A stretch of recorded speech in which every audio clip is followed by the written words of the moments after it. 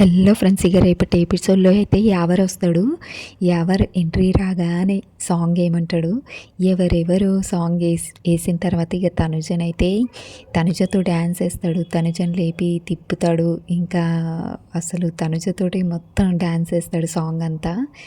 ఇంకా యావర్ కాసేపు మాట్లాడిన తర్వాత అందరితో హౌస్ మేట్స్తో అందరితో మాట్లాడిన తర్వాత టాస్క్లో సెలెక్ట్ చేసుకోమంటారు బిగ్ బాస్.